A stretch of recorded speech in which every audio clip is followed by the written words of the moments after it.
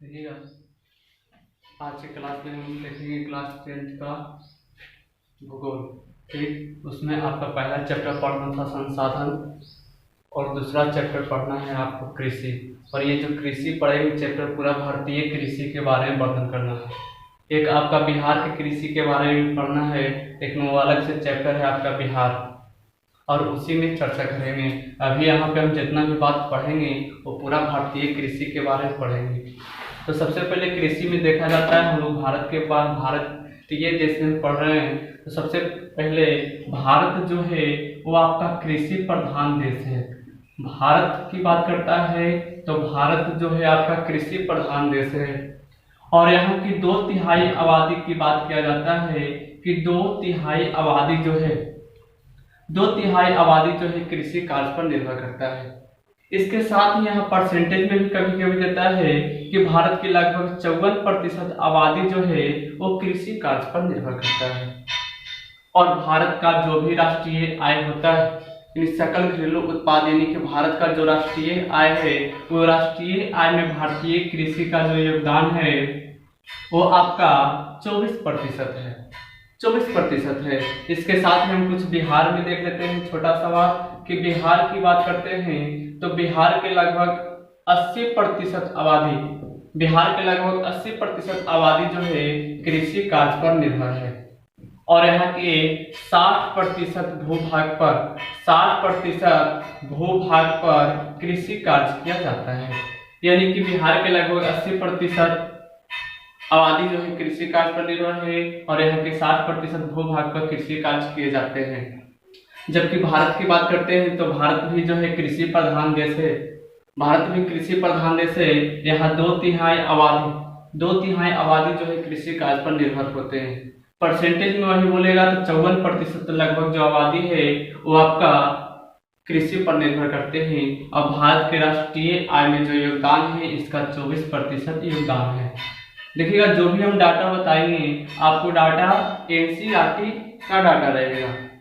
अब नए पब्लिश किताब होगा तो उसमें आंकड़ा कुछ चेंज हो सकता है, आगे पीछे थोड़ा हो सकता है, लेकिन हम जो डाटा आपको बताएंगे पूरा एनसीईआरटी 10th का आंकड़ा है, डाटा रहेगा।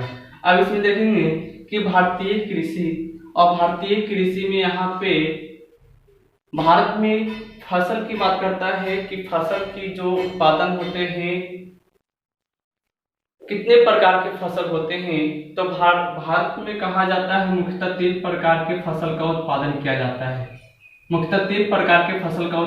जाता है।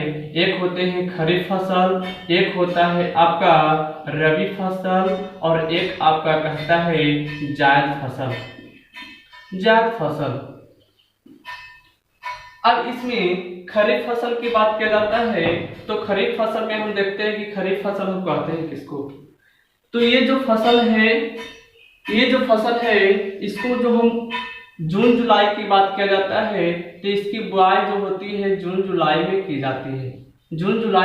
की जाती है। और मार्च अप्रैल की बात और अक्टूबर नवंबर की बात किया जाता है तो अक्टूबर नवंबर में इस फसल की कटाई कर दी जाती है। यानी कहने का मतलब खरीफ फसल, इसे ग्रीष्म ऋतु का फसल भी कहते हैं, यानी गर्मी का फसल भी कहते हैं। और इसमें जो होता है जून जुलाई में इसको बुआई की जाती है और अक्टूबर नवंबर में काट ली जाती है। जैसे आपका बात किया जाता है तो आपका है गन्ना, धान, ज्वार, ये सभी के सभी जो है खरीफ फसल के उदाहरण है। उसके बाद रबी फसल, जैसे ही अक्टूबर नवंबर में इसकी कटाई की जाती है उसी समय रबी फसल की बुआई होती है। आपको अक्टूबर नवंबर में इसकी बुआई कर दी जाती है। और मार्च अप्रैल की बात किया जाता है तो मार्च अप्रैल में इसकी कटाई की जाती है। जैसे बात किया जाता है कि आपका गेहूं है, चना है, मसूर है, ये सभी के सभी जो है रबी फसल के उदाहरण हैं। उसके बाद जैसे ही रबी फसल की कटाई की जाती है मार्च अप्रैल में जायद फसल की बुआई कर दी जाती है। यानी जायद फसल जो होता है मार्च अप्रैल में इसकी बुआई की जाएगी और इसको जून जुलाई के वक्त जो होता है, जून जुलाई के वक्त इसको इस फसल की कटाई कर दी जाती है। जैसे आपको है खरबूज, खरबूज है, तरबूज है, ककड़ी है, ये सभी के सभी फसल जो है जायद फसल है, जायद फसल है। तो एक बार फिर से सुन लीजिएगा कि भारत में विभिन्न प्रकार की फसल की बात करता है तो भारत में मुख्यतः 3 प्रकार की फसल है। यह आपका खरीफ फसल, रबी फसल, जायद फसल। जायद फसल, अब खरीफ फसल किसे कहते हैं? यह खरीफ फसल की बुआई कब होती है, कटाई कब होती है, और इसमें मुख्य रूप से आपको जो याद रखना है उदाहरण को याद रखना है कि निम्नलिखित में से कौन खरीफ फसल है, निम्नलिखित में से कौन रबी फसल है। तो यहाँ पे देखते हैं खरीफ फसल वैसा फसल जिसे जून जुलाई के मध्य बोया जाता है और अक्टूबर नवंबर के मध्य काट ली जाती है, जिसे गन्ना, धान, ज्वार। उसके बाद रबी फसल वैसा फसल जिसे अक्टूबर नवंबर में बुआई की जाती है और मार्च अप्रैल के मध्य काट ली जाती है, उससे हम रबी फसल कहते हैं, जिसे गेहूं, चना, मसूर इत्यादि। जायद फसल तो ऐसा फसल जिसे मार्च अप्रैल के मध्य बुआई की जाती है और जून जुलाई के मध्य काट ली जाती है, उसे हम जायद फसल कहते हैं। जिसे खरबूज हो गया, तरबूज हो गया, ककड़ी हो गया, ये सभी के सभी जो है जायद फसल है। अब इसमें हमको मुख्य रूप से हमको उदाहरण याद रखना है कि हम उदाहरण को याद कैसे रखें। उदाहरण को याद कैसे रखेंगे तो इसमें देखिएगा, खरीफ फसल के उदाहरण में हम एक ट्रिक याद रखते हैं। एक ट्रिक याद रखेंगे क्या कि गड्ढा अड़ा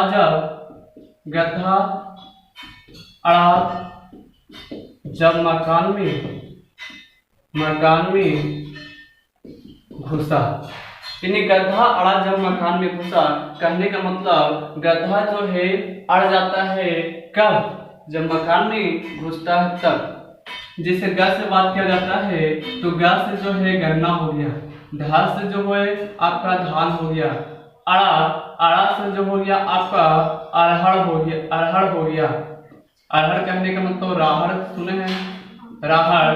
जा से जो हो गया आपका ज्वार हो गया, बा से जो हो गया आपका बाजरा हो गया, मा से जो हो गया आपका मक्का हो गया। तो ये सभी के सभी जो हैं वो खरीफ फसल के उदाहरण है, खरीफ फसल के उदाहरण है। इसके अलावा और भी उदाहरण आपको याद रखना है। मूंग की बात करता है, मूंग हो गया, उड़द हो गया। तो ये सभी के सभी जो है आपका खरीफ फसल के उदाहरण है। उसी तरह से रबी फसल में एक बात याद रखना है कि आसाराम जेल में गेहूं चना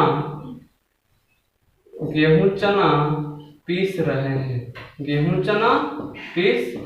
हैं। ये आपका जो है रबी फसल का उदाहरण हो गया। अब देखिएगा, आ से हो गया आलू, सा से हो गया आपका सरसों, रा से हो गया आपका राय, मा से हो गया आपका मसूर, जा से हो गया आपका जौ और गेहूं, चना। ये सभी के सभी जो हैं रबी फसल के उदाहरण हैं, रबी फसल के उदाहरण हैं। उसी तरह से हमको जायद फसल के भी उदाहरण एक ट्रिक याद रखना है कि ताव खरबूज खाकर मर गए। ताव जो है खरबूज खाकर मर गए। यानी ता से हो गया आपका तरबूज, उस से हो गया जो उड़द। देखिएगा, उड़द जो है आपका जायद फसल के भी उदाहरण है और उड़द जो है आपका खरीफ फसल के भी उदाहरण है। उसके बाद खरबूज खाकर मर गए, यानी कहने का मतलब क्या से हो गया आपका क्या? ककड़ी। ये खा से हो गया आपका क्या? खीरा। तो ये सभी के सभी जो है आपको जायद फसल के उदाहरण है। तो इस तरह से आपको याद रखना है। तीन को याद रखना है, गधा अड़ा जब मकान में घुसा, गन्ना धान अरहर अरहर ज्वार बाजरा मक्का मूंग उड़द, ये सभी के सभी जो है खरीफ फसल है। आसाराम जेल में गेहूं चना पीस रहे हैं, आलू सरसों राय मसूर जाव गेहूं चना ये सभी के सभी जो है आपको रबी फसल है। जायद फसल की बात करता है तो ताऊ खरबूज खाकर मर गए, यानी तस हो गया आपका तरबूज, तस हो गया आपका तरबूज, उड़द खरबूज, खास हो गया खीरा, कास हो गया ककड़ी और ककड़ी खीरा खा के मर गए, तब होगा क्या, है ना। तो इस तरह से आपको मुख्य रूप से याद रखना है। पूछता है कि मूंग किस प्रकार का फसल है, तो मूंग जो है मूंग और मूंग उड़द जायद में भी आपका आएगा, लेकिन मुख्य रूप से आपको याद रखना है किसमें, खरीफ में। बार बार हम रिपीट इसलिए कर रहे हैं कि मूंग उड़द इसमें भी आपका आता है, लेकिन आपका मुख्य रूप से ऑप्शन रहेगा खरीफ में, तो खरीफ को टिक करना है। अब इसमें देखते हैं कि कुछ फसल के बारे में हम देखते हैं, यहाँ पे कुछ फसल के बारे में देखेंगे, जैसे कि खदान फसल जिसको मुख्य रूप से हम खाने के उपयोग में लाते हैं, तो खदान फसल जो है धान गेहूं जो है खदान फसल है। दलहन फसल चना है, मसूर है, खेसारी है, मूंग है, ये सभी के सभी क्या है, दलहन फसल है। तिलहन फसल जिससे तेल की प्राप्ति होती है, तो सरसों हो गया, राय हो गया, सूरजमुखी हो गया, तीसी हो गया, ये सभी के सभी जो है तिलहन फसल के उदाहरण है। बागानी फसल जिसको हम बागान में उत्पादन करते हैं, जैसे आम है, अमरूद है, केला है, ये सभी के सभी जो है बागानी फसल है। उसके बाद रेशेदार फसल जिसमें रेशा होते हैं, जूट है, कपास है, ये सभी के सभी रेशेदार फसल है। व्यावसायिक फसल जिसका उत्पादन मुख्य रूप से व्यवसाय की दृष्टि से किया जाता है, व्यापार की दृष्टि से किया जाता है, गन्ना है, तंबाकू है, आलू है, ये सभी के सभी व्यावसायिक फसल है। नकदी फसल जिसको बेच करके तुरंत हमको पैसा मिलता है, उसको हम ज्यादा लंबे समय तक रख नहीं सकते हैं, यानी गन्ना को उत्पादन करके ऐसा तो नहीं है कि गन्ना बहुत सारा उत्पादन कर दिए और घर में रूम में रख दिए, जब मन किया जब बेचे, ऐसा तो कर नहीं सकते हैं। उसको तुरंत प्रयोग में लाना होता है, या तो उसको बेच दीजिए या तो उससे केतारी से रस प्राप्त करके गुड़ प्राप्त कीजिए।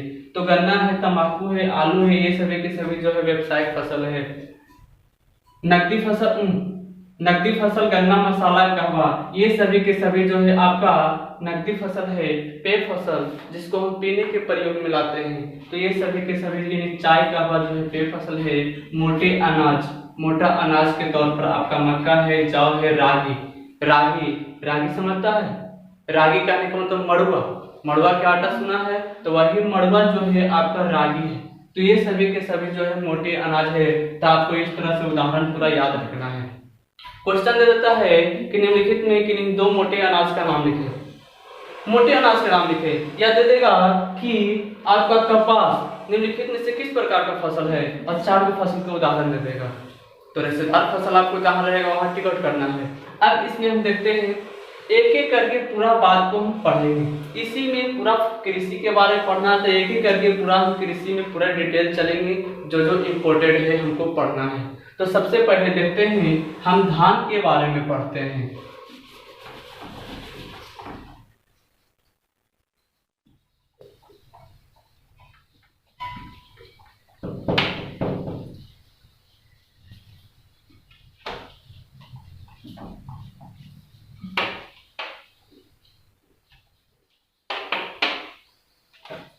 हम सबसे पहले यहाँ पे धान के बारे में पढ़ते हैं। इसी से हमको प्राप्त होता है चावल, और जिसको कहते हैं हम राइस। अब देखिएगा, धान जो है भारत का प्रमुख खाद्यान्न फसल है। प्रमुख खाद्यान्न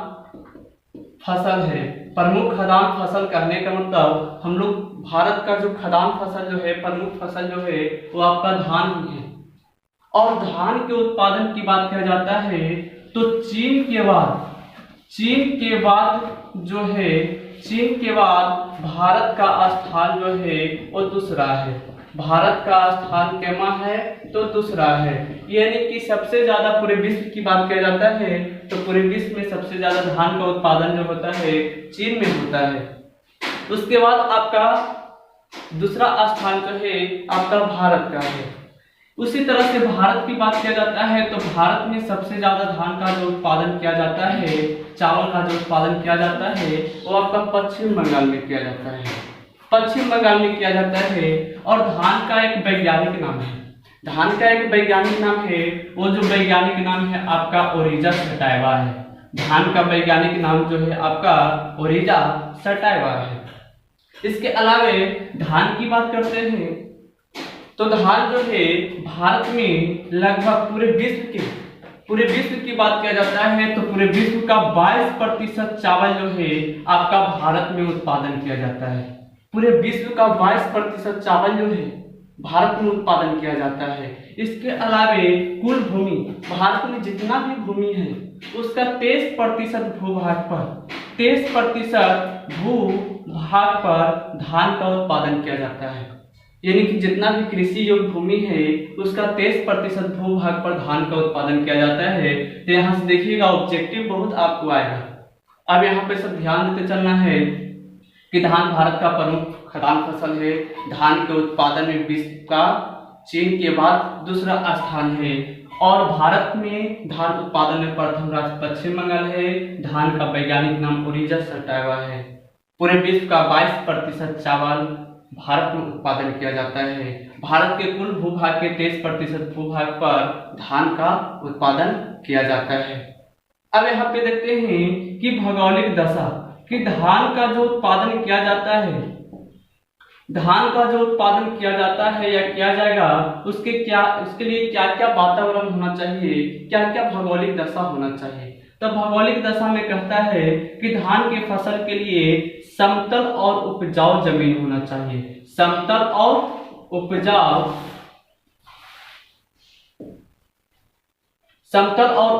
जमीन होना चाहिए। और ये जो जमीन होगा वहां पे जलोढ़ मिट्टी हो तो और बेहतर हो, जलोढ़ मिट्टी हो तो और भी बेहतर हो। यानी धान के फसल के लिए सबसे पहले तो समतल और उपजाऊ भूमि होना चाहिए। दूसरा कहता है कि धान के फसल के लिए 125 सेंटीमीटर से 200 सेंटीमीटर वर्षा की आवश्यकता होती है। यानी हम लोग देखते हैं कि धान के फसल के लिए पानी की अधिक हमको आवश्यकता होती है, तो यहाँ पे 125 सेंटीमीटर से 200 सेंटीमीटर वर्षा की आवश्यकता होती है। इसके साथ ही जब हम धान की बुआई करते हैं तो बुआई करते समय इसका टेम्परेचर जो होता है 21 डिग्री सेल्सियस होता है। जब बुआई करते हैं उस समय इसका टेम्परेचर जो होना चाहिए 21 डिग्री सेल्सियस होना चाहिए। लेकिन जब धान की फसल वृद्धि कर रहा हो, बढ़ रहा हो, उस समय इसका टेम्परेचर जो है 24 डिग्री सेल्सियस होना चाहिए। और लेकिन जब धान की फसल पकने लायक होता है, पकते वक्त जो होता है इसका टेम्परेचर जो होता है 27 डिग्री सेल्सियस होना चाहिए, 27 डिग्री सेल्सियस होना चाहिए। इस तरह से यहाँ से हम औसत निकालते हैं बाबू 21, 24 और 27। तो 21, 24, 27 का यदि हम औसत निकालते हैं तो 72, ये आपका 72 में 3 से भाग मारेंगे तो ये आपका 24 डिग्री सेल्सियस। यानी कहने का मतलब धान के फसल के लिए औसतन ताप की बात करता है तो औसतन तापमान जो होता है 24 डिग्री सेल्सियस होना चाहिए। इसके अलावा कहता है कि धान के फसल के लिए सस्ते श्रमिक यानी कहने का मतलब जो मजदूर होना चाहिए सस्ता होना चाहिए। ऐसा नहीं है कि हम दिन भर मजदूरी करेंगे तो दिन भर मजदूरी के लिए 500 रुपया लेगा, तो 500 रुपया लेगा तो कृषि कार्य सही ढंग से नहीं हो पाएगा, क्योंकि किसान उतना ही भर दे सकता है जो सक्षम है। अब 5500 मजदूर के देगा तो जान रहे हैं कृषि कार्य धान के उत्पादन करने में शुरू से अंत तक मजदूर की ही भूमिका होती है। यानी कि उसमें जो श्रमिक होते हैं काम करने वाले की भूमिका होती है और उसको अधिक पेमेंट किया जाएगा, अधिक भुगतान किया जाएगा तो किसान को कुछ नहीं बचेगा। इसलिए सस्ते श्रमिक की आवश्यकता होती है। तो यहाँ से क्वेश्चन देता है कि धान के फसल के लिए आवश्यक 4 भौगोलिक दशाएं को लिखें। धान के फसल के लिए आवश्यक 4 भौगोलिक दशाएं को लिखे तो धान के फसल के लिए आवश्यक 4 भौगोलिक दशाएं निम्नलिखित है। धान के फसल के लिए समतल और उपजाऊ भूमि होना चाहिए। धान के फसल के लिए औसतन तापमान 125 सेंटीमीटर से 200 औसतन वर्षा 125 सेंटीमीटर से 200 सेंटीमीटर होना चाहिए। धान के फसल के लिए औसतन तापमान 24 डिग्री सेल्सियस होना चाहिए और धान के फसल के लिए सस्ते श्रमिक की व्यवस्था होनी चाहिए। सस्ते श्रमिक की व्यवस्था होनी चाहिए। उसी तरह से हम यहाँ देखते हैं गेहूं। गेहूं को ही हम कहते हैं वीट। अब गेहूं जो है भारत का दूसरा सबसे प्रमुख खाद्यान्न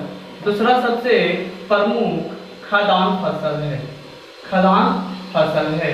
यानी कि प्रथम प्रमुख खाद्यान्न फसल आपका धान है और दूसरा प्रमुख खाद्यान्न फसल आपका कौन सा है? गेहूं। और गेहूं उत्पादन में भी बात किया जाता है तो चीन जो है प्रथम है। चीन कौन सा स्थान रखता है? प्रथम स्थान। जबकि भारत की बात किया जाता है तो भारत का जो स्थान है पूरे विश्व में दूसरा स्थान है। पूरे विश्व में दूसरा स्थान है। और धान का वैज्ञानिक नाम की बात किया जाता है तो धान का वैज्ञानिक नाम जो है आपका ट्रिटिकम है। गेहूं का वैज्ञानिक नाम जो है आपका ट्रिटिकम है। और गेहूं उत्पादन की बात किया जाता है तो गेहूं उत्पादन में प्रथम राज्य जो है उत्तर प्रदेश है। प्रथम राज्य आपका कौन सा है? उत्तर प्रदेश है। लेकिन प्रति हेक्टेयर गेहूं उत्पादन में कहता है कि प्रति हेक्टेयर गेहूं उत्पादन में प्रथम राज्य जो है आपका पंजाब है। ये प्रथम और प्रति हेक्टेयर क्या है? तो हम जानते हैं कि मान लीजिए यदि उत्तर प्रदेश, ये आपका उत्तर प्रदेश का भूमि है और ये आपका पंजाब का भूमि है और दोनों को यदि बराबर भूमि दे दिया जाए और कह दिया जाए गेहूं का उत्पादन कीजिए तो यूपी इतना ही स्थान में यदि 100 टन गेहूं का उत्पादन कर रहा है तो पंजाब जो है उतना ही भूमि में 125 टन गेहूं का उत्पादन कर रहा है। यानी कि भूमि यदि दोनों को बराबर दे दिया जाए तो उसके अनुसार पंजाब जो है उत्पादन में आगे है। लेकिन ये फर्स्ट कैसे हो जाता है? क्योंकि उत्तर प्रदेश का एरिया जो है, क्षेत्रफल जो है काफी बड़ा है और क्षेत्रफल काफी बड़ा होने के कारण गेहूं उत्पादन में प्रथम स्थान आपका उत्तर प्रदेश हो जाता है।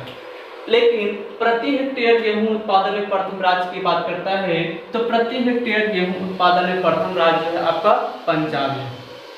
अब इसके लिए भी गेहूं जब उत्पादन होता है तो इसके लिए भी भौगोलिक दशा होते हैं। और भौगोलिक दशा की बात किया जाता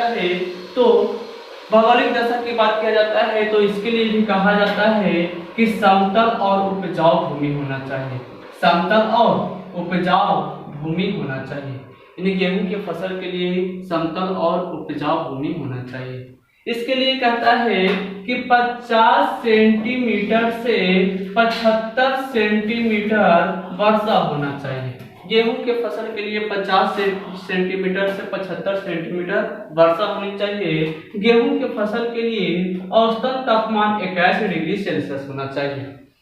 81 डिग्री सेल्सियस होना चाहिए। उसके बाद गेहूं के फसल के लिए भी सस्ते श्रमिक की व्यवस्था होनी चाहिए। सस्ते श्रमिक और थ्रेशर मशीन के नाम सुने होंगे, थ्रेशर मशीन। तो सस्ते श्रमिक और थ्रेशर मशीन की व्यवस्था होनी चाहिए। तो यहाँ पे क्वेश्चन देता है कि गेहूं के फसल के लिए आवश्यक 4 भौगोलिक दशाएं को लिखें। तो गेहूं के फसल के लिए आवश्यक 4 भौगोलिक दशाएं निम्नलिखित हैं। गेहूं के फसल के लिए समतल और उपजाऊ भूमि होना चाहिए। गेहूं के फसल के लिए 50 सेंटीमीटर से 75 सेंटीमीटर वर्षा होनी चाहिए। गेहूं के फसल के लिए औसतन तापमान 81 डिग्री सेल्सियस होना चाहिए। गेहूं के फसल के लिए सस्ते श्रमिक और थ्रेशर मशीन की व्यवस्था होनी चाहिए। अब यहाँ पे देखिएगा कि भारत में गेहूं के उत्पादन में तीव्र वृद्धि हुआ।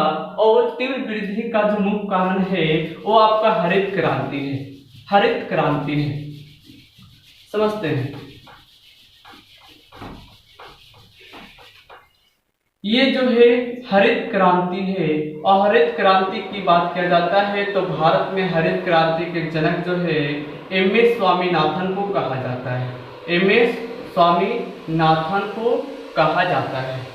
और 1960 की बात, 1960 1960 के दशक की बात करते हैं, यानी ईस्वी की बात करते हैं, तो 1967, 1966, 67 की बात है। 1967, 66, 67 की बात है। एम.एस. स्वामीनाथन किए क्या? तो मेक्सिको से गेहूं के उच्च उन्नत किस्म के बीज लाए, उच्च उन्नत किस्म के बीज लाए, और जो उच्च उन्नत किस्म के जो बीज लाया गया वो मैक्सिको से लाया गया, वो आपका मैक्सिको से लाया गया। और ये उच्च उन्नत किस्म के बीज क्या था भाई? तो हाइब्रिड, जिसको HYP, ये हाइब्रिड बीज था। और इस बीज को एम.एस. स्वामीनाथन के द्वारा 1960 के दशक में मैक्सिको से लाया गया, और मैक्सिको से ला करके यहाँ पे हम देखते हैं कि ये जो क्षेत्र यहाँ पे ऐसे जो क्षेत्र है, ये जो क्षेत्र है पंजाब का सेक्शन पड़ता है, हरियाणा का सेक्शन पड़ता है, उत्तर प्रदेश का सेक्शन पड़ता है। यानी कि आपका जो है पंजाब, हरियाणा और पश्चिमी उत्तर प्रदेश की बात करता है। तो इस क्षेत्र में जब उच्च उन्नत किस्म के बीज को बोया गया तो इस क्षेत्र में गेहूं के उत्पादन में तीव्र वृद्धि हुआ, और गेहूं के उत्पादन में तीव्र वृद्धि होने के कारण वहां के लोगों ने कहे कि ये तो क्रांति आ गया, पूरा खेत हरा भरा हो गया। और इसी क्रांति का नाम दिया गया हरित क्रांति। यानी हरित क्रांति के बाद गेहूं के उत्पादन में तीव्र वृद्धि हुआ। हरित क्रांति के जनक एम.एस. स्वामीनाथन को कहा जाता है। क्वेश्चन रहता है कि हरित क्रांति से आप क्या समझते हैं? तो भारतीय हरित क्रांति के जनक एम.एस. स्वामीनाथन को कहा जाता है। 1960 के दशक में 66-67 में उन्होंने मैक्सिको से गेहूं के फसल के लिए उच्च उन्नत किस्म के बीज लाए, जिसे पंजाब, हरियाणा, पश्चिमी उत्तर प्रदेश के क्षेत्र में बोया गया, और उस क्षेत्र में गेहूं के उत्पादन में तीव्र वृद्धि हुआ, जिसे हरित क्रांति कहा गया। तो देखो अब इसके बाद देखते हैं हरित क्रांति के बाद यहाँ पे हम धान और गेहूं तो देख लिए कि धान गेहूं जो है प्रमुख खदान फसल है। अब यहाँ पे हम देखते हैं कि पेय पदार्थ और पेय पदार्थ में हम सबसे पहले देखते हैं क्या? चाय। पेय पदार्थ में सबसे पहले क्या देखते हैं? चाय। तो चाय की बात किया जाता है। चाय उत्पादन में जो होता है प्रथम स्थान जो है असम है। चाय उत्पादन में प्रथम स्थान कौन सा राज्य है? असम है। और चाय में एक पदार्थ पाया जाता है, उस पदार्थ का नाम है थीन। और इस चाय को जब प्राप्त किया जाता है तो हल्के सादगी, यानी कहने का मतलब सादगी महसूस होता है। यानी चाय के उपयोग करने से हमको सादगी, कहने का मतलब ताजगी महसूस होता है। इसके अलावा कहा जाता है कि चाय में जो प्रयोग किया जाता है वो पत्ती का प्रयोग किया जाता है। चाय में पत्ती का प्रयोग किया जाता है। अब भारत में सर्वप्रथम जो चाय बोया गया था, उस सर्वप्रथम जो बोया गया था चाय, इस तरह से क्षेत्र में हम देखे थे, यहाँ पे असम का क्षेत्र है, और असम में ही ब्रह्मपुत्र नदी घाटी क्षेत्र में 1840 ईस्वी में अंग्रेजों के द्वारा सर्वप्रथम चाय बोया गया था। यानी कि यहाँ ऑब्जेक्टिव पहले देख लेते हैं कि चाय उत्पादन में भारत में प्रथम स्थान असम राज्य का है। चाय उत्पादन में भारत में प्रथम स्थान कौन सा राज्य है? असम राज्य का है। चाय में थीन नामक पदार्थ पाया जाता है, जिसका सेवन करने से ताजगी महसूस होता है। चाय में पत्ती का प्रयोग किया जाता है। चाय सर्वप्रथम ब्रह्मपुत्र नदी घाटी क्षेत्र में 1840 ईस्वी में अंग्रेजों के द्वारा बोया गया था।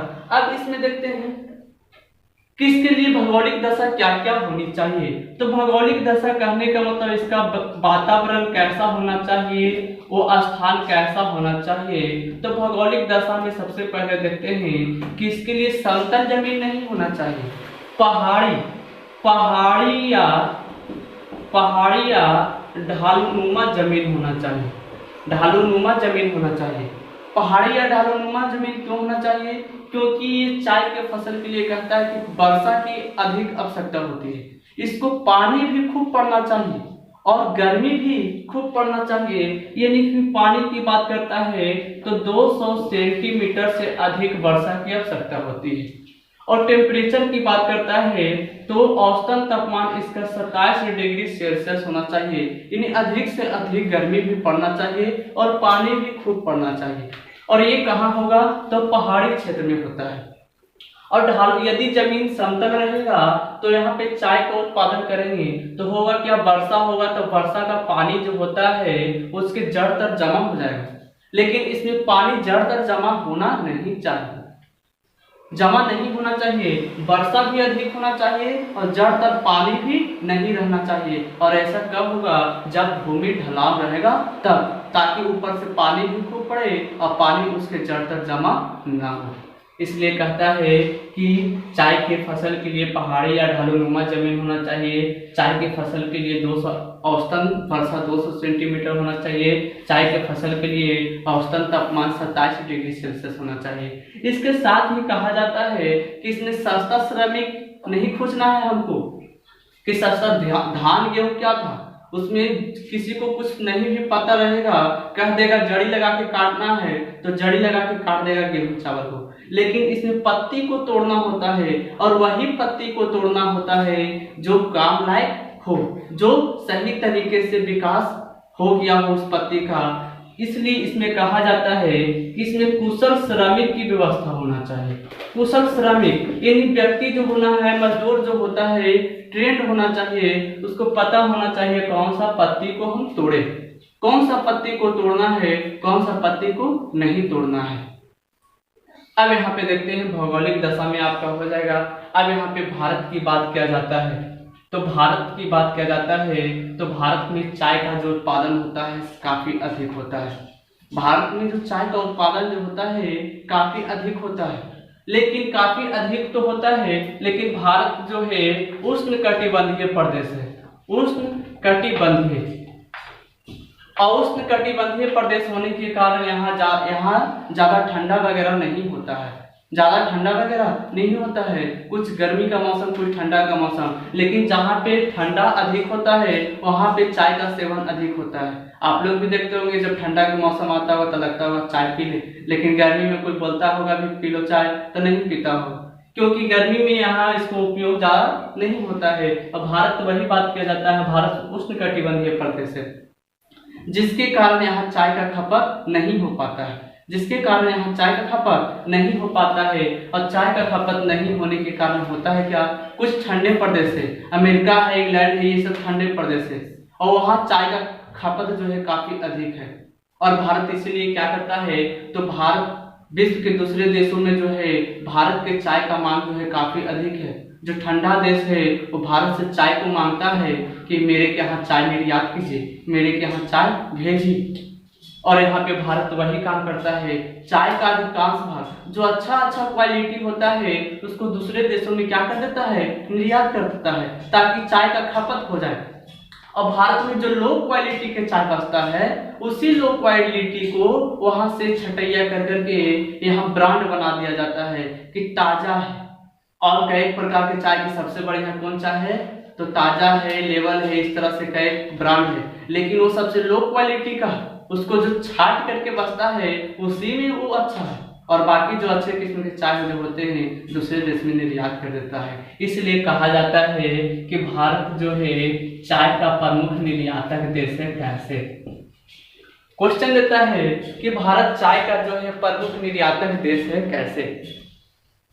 तो भारत में चाय का जो उत्पादन होता है, चाय का काफी अधिक उत्पादन होता है, लेकिन भारत उष्णकटिबंधीय प्रदेश होने के कारण यहाँ चाय का खपत नहीं हो पाता है।